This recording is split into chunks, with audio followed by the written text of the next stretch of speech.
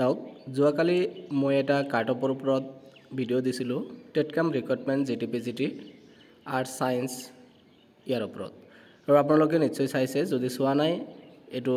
চাব যেটো কাটঅপ দিয়া হৈছে বিভিন্ন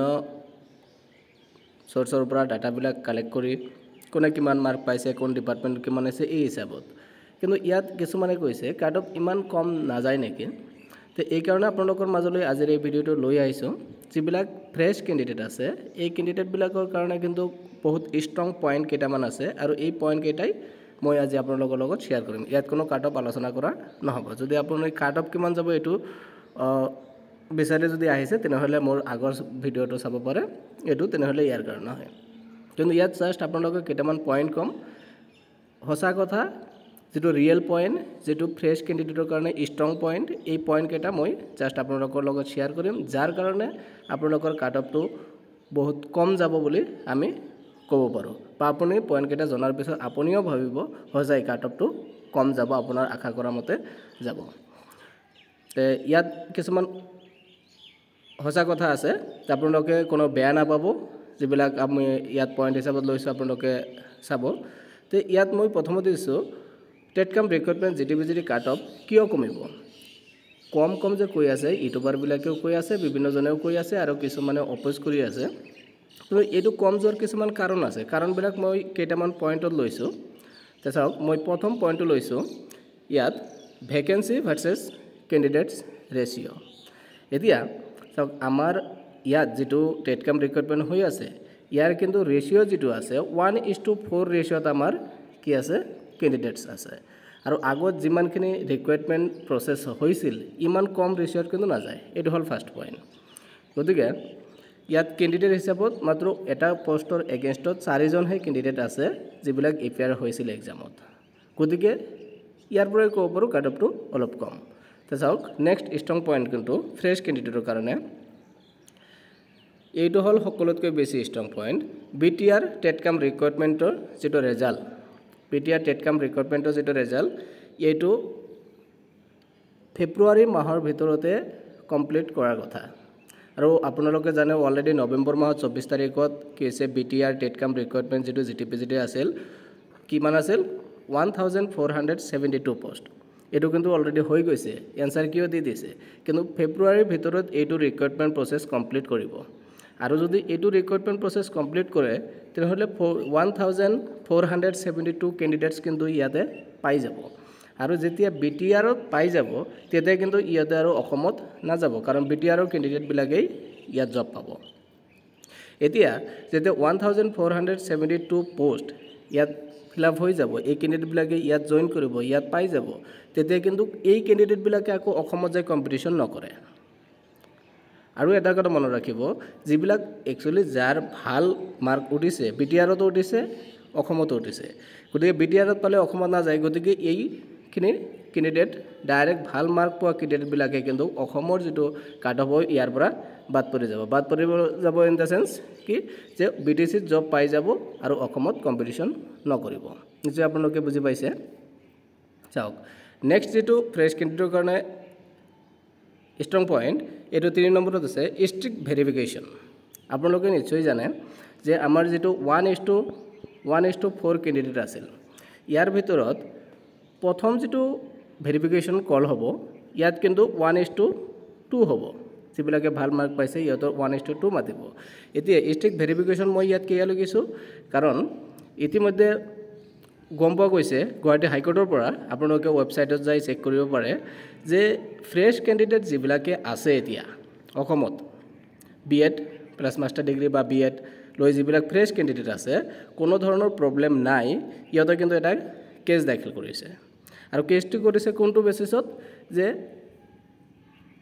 গুৱাহাটী হাইকোৰ্টৰ যেটো পিটিশন এই পিটিশন মতে মই কৈ আছো আপোনালোকে ৱেবছাইটত গৈ চেক কৰি চাব পাৰে যে আমাৰ যেটো ৰিক্ৰুটমেণ্ট প্ৰসেস চলিছিল এই প্ৰসেসত বিভিন্ন ধৰণৰ ক্যান্ডিডেটে কি কৰিছে হয়তো মাস্টাৰ ডিগ্ৰী ফাৰ্স্ট সেম বা সেকেন্ড সেম বা থাৰ্ড সেম ইয়াৰ ওপৰত ইয়াত পৰি আছে তথাপিও কিন্তু ইয়াতে কিবা এটা নম্বৰ দি এপ্লাই কৰিছে কিছুমানৰ ডকুমেন্ট ফ্ৰেশ নাই তাৰ পিছত আপোনাৰ ধৰি লওক কিছুমানৰ নাম ভুল বা অসমৰ নহয় এনেকুৱা বহুত কেণ্ডিডেটে কিন্তু ইয়াত এপ্লাই কৰিছে গতিকে যেতিয়া 1:4 পৰা 1:2 যেতিয়া ভেৰিফিকেশ্যনৰ কাৰণে কল কৰিব তেতিয়া কিন্তু ইয়াত ষ্ট্ৰিক্ট ভেৰিফিকেশ্যন লিখাৰ উদ্দেশ্য হ'ল এইটোৱে